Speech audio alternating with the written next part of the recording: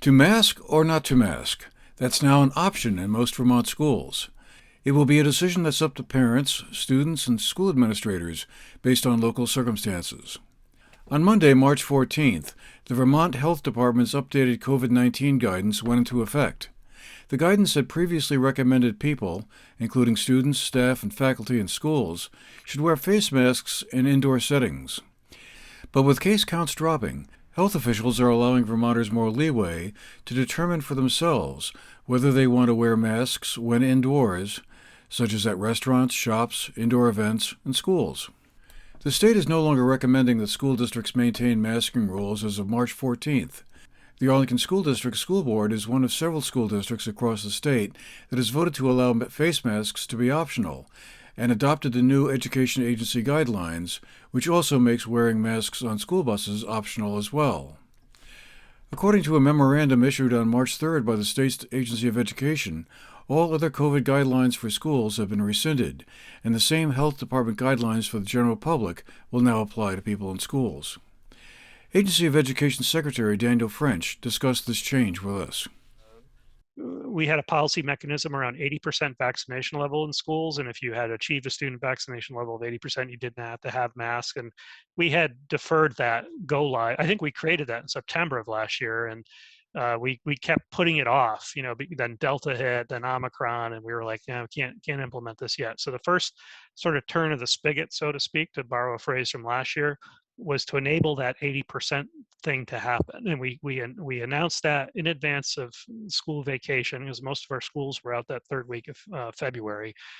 As we were on this sort of glide slope, we wanted it to be a smooth glide slope, not a bumpy one. So we wanted to message to superintendents, look, when you come back from vacation, the 28th is going to be the first turn of the spigot where we're going to allow that 80% thing to go live. And then when we came back from vacation, it had shifted 180 degrees. People were like, when can we take off our masks? Because I think, as we predicted, when people took a week off or were able to travel a little bit or get out, they could see that society was in the middle of this transition, right? So schools were now suddenly behind the time, so to speak. But we've always adopted specific recommendations for schools because we had a large number of students that weren't vaccinated and so forth. So it was warranted. But that was the first approach, was February 28th to kind of do that 80%.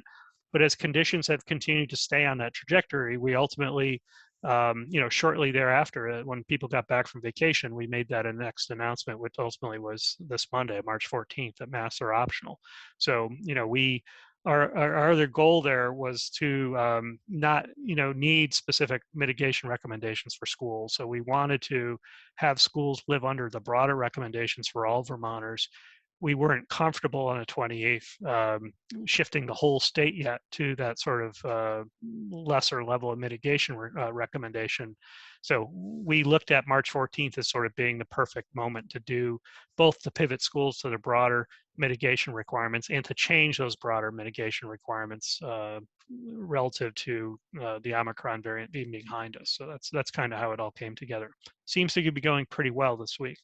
It means firstly that school districts have the option to require masks if they want to, and we've, absent a state of emergency, in this whole school year, we have not had a state of emergency. So we've leveraged local authority and responsibility of school boards to protect their schools, to enact our mitigation recommendations. As you know, in the fall, when we recommended masks, we had virtually every school in the state adopt that, except for one. But every other school board, it was still optional essentially since the beginning of the year, but every school board except for one adopted our recommendation to mandate masks. Similarly, it's optional. School districts don't have to follow our recommendations to not require masks, but some chose to do, and some chose to remove masks earlier than the March 14th deadline as well. So that's the first level, is just to reinforce the fact that there is a element of local decision making.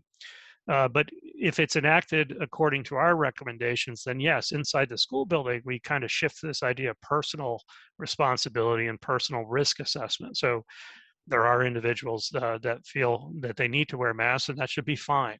And we need to get to that place inside of schools, which I'm hearing that students and staff are doing that very easily. They understand that sort of mutual respect compact of the schoolhouse. And that's working out pretty well. And what from I'm seeing across the broader society, I think it's going well also. So it is optional. Everyone has different risk levels, but I think it's also fair to say we're in a moment of transition again. So some of the anxiety around that isn't really about risk; it's perception of risk, and people need to feel comfortable making those changes. If there was to be another variant that was like that, I mean, is there a threshold where you'd say, well, we have to go back to wearing face masks and making that mandatory? Yeah, I think it's we don't talk about specific thresholds. Honestly, as a state, we never bought into that approach. We've always been more inclined to monitor trends, if you will, and it's meaning it's a set of multiple factors, and there's always going to be variants of the virus, and the two that you mentioned, or one that you mentioned, is these are sort of subvariants, if you will, of Omicron. Um, we'll always have this sort of cyclical nature of the virus. Maybe it'll be close to seasonal flu. We don't know, but that's some of the thinking that's out there, and that's I think the easiest metaphor we have right now to understand it. But we follow the trends on this, and the bottom line, which has been a less of a cyclical trend, but a sort of a continuous trend, is that the risk from the virus continues to go down. So as much as we can think about the cyclical nature of cases, for example, which is how we monitored, certainly the first year of the virus, um, the risk continues to decrease as a result of several variables, one being vaccination, of course. And broader strategy isn't so much focused on masks, but that's, I'd say, the more glamorous representation of the change. And I spend certainly quite a bit of time with superintendents. I also spend time with school nurses and the leadership of the School Nurses Association. Their views have been really important for me to understand, what's going on. They spend a lot of time with staff in their offices, understanding their anxiety levels and so forth. So I think it's fair to say we're in a transition this week. Today's the 16th. We went live with our recommendation to remove masks on the 14th. We have two student members on the State Board of Education. We had a State Board of Education meeting this morning, and unsolicited, both of them reported what a sense of relief it was not to have a mask requirement. One of the student members still feels anxious that she wants to wear a mask, but she too remarked it's like a weight off our shoulders, so to speak. Like they're getting closer to normal. The next sort of, we talk about masks, but the other mitigation aspect that's still in transition for schools, that's still unique to schools, is our testing platform. So we have what we call Test at Home, and we also have a staff assurance testing program. So those testing programs will be phased out over time. We didn't want to do all of this at once, so we wanted the testing to still be in place while we made the transition away from masking. But we are in a process of transitioning the larger state testing platform, and the school transition will sort of mirror that approach. So at the state level, we're moving away from sort of the PCR-based state-run testing centers that we've all come to know. Coming up in April, those sites will become more distribution sites of antigen tests as opposed to PCR. We'll still do PCR. It's a very important technology, but those state sites will become more distribution centers for antigen tests. So probably sometime in April, we will shut down, when that shift happens at the state level, we'll shut down the specific testing program inside of schools and tell school people they can go to these other sites to get access to the tests. And then probably by May, we'll be shutting down those state sites altogether. Because in between now and May, the supply will be building considerably from the federal investment in antigen testing, so we'll have more access to that.